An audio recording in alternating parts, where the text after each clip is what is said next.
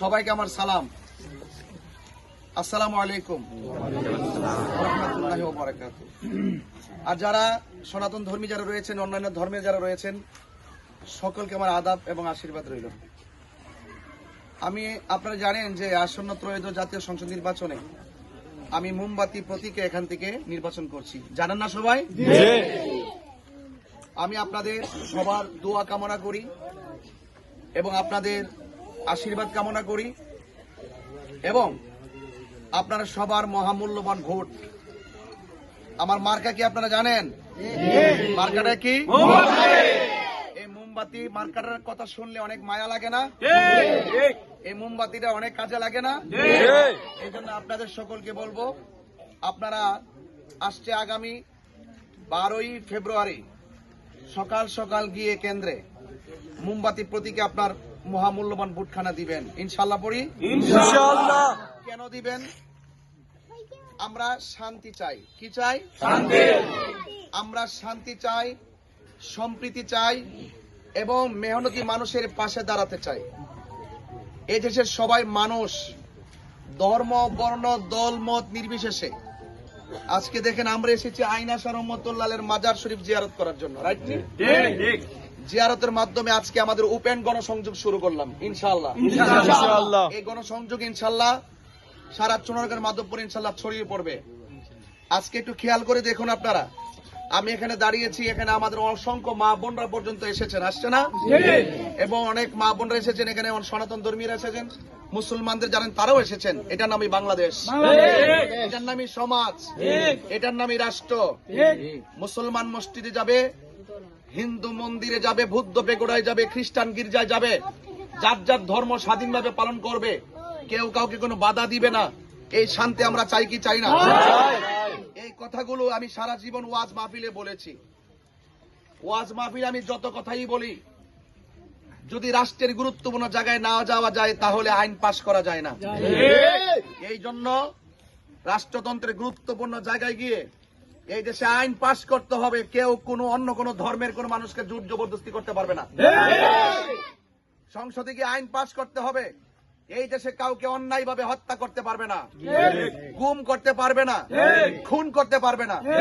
এবং মেহনতি মানুষ যারা, সুবিধা বঞ্চিত মানুষ যারা যারা যারা নিরলস পরিশ্রম করছে, বিশেষ করে এই চুরানাঘাট মাধবপুর চা শ্রমিকদের কষ্ট সারা পৃথিবীর হৃদয়কে নাড়া দেয়, কিন্তু আমাদের রাষ্ট্রতন্ত্র কেন নাড়া দেয় না? কেন দাঁড়ায় দেয় না? কারণ এই কথাগুলো মেহনতি মানুষ আর চা শ্রমিকদের কষ্টের কথাগুলো দার্থহীন কণ্ঠে বলার মতন সংসদে কোনো লোক নাই। এই জন্য আমি চাই সংসদে গিয়ে আপনাদের কণ্ঠ হয়ে আপনাদের অসুবিধার কথাগুলো আমি তুলে ধরবো, যেন আমি আপনাদের সমস্যাগুলো স্থায়ীভাবে সমাধান করতে পারি।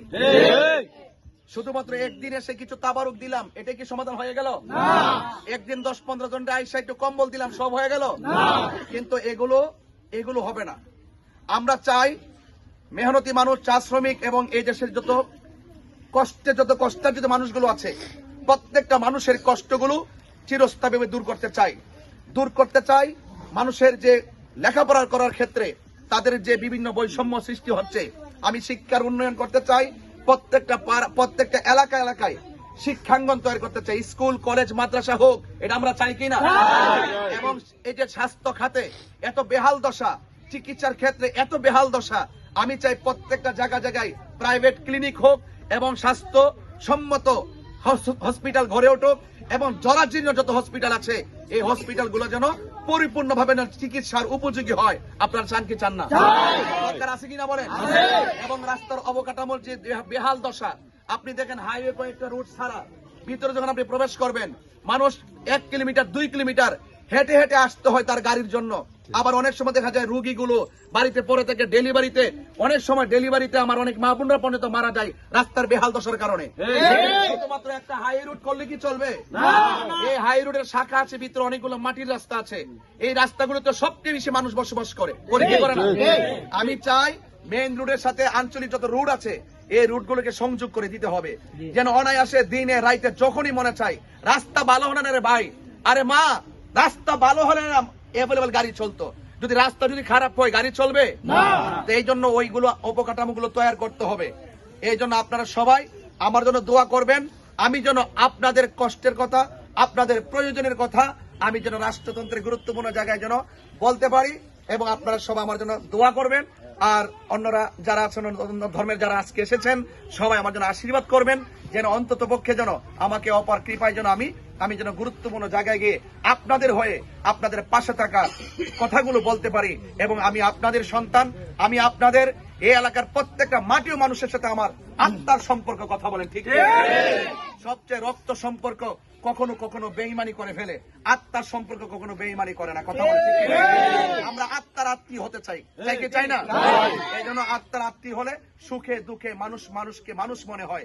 এই জন্য আমরা প্রত্যেকটা মানুষ, সবচেয়ে বড় পরিচয় আমরা মানুষ হিসেবে মানবতার কথাগুলো বলার জন্যই মানবিক যুদ্ধ হয়ে আপনাদের পাশে থাকার জন্য এসেছি। আপনাদের কাছে প্রস্তাব দিয়ে গেলাম, আপনাদের কাছে দোয়া চেয়ে গেলাম, আপনাদের কাছে অনুরোধ করে গেলাম। আমার মা বোনরা যারা এসেছেন, আপনারা সবাই বাড়ি ঘরে মা বোনদেরকে আমার সালাম, আমার আশীর্বাদ দিবেন এবং আমার জন্য দোয়া করতে বলবেন, এবং মোমবাতি মার্কায় আপনার মহামূল্যবান ভোটটুকু দিয়ে আপনাদের পাশে থাকার সুযোগ করে দিবেন, এই আশাবাদ ব্যক্ত রেখে আজকে বিদায় নিচ্ছি।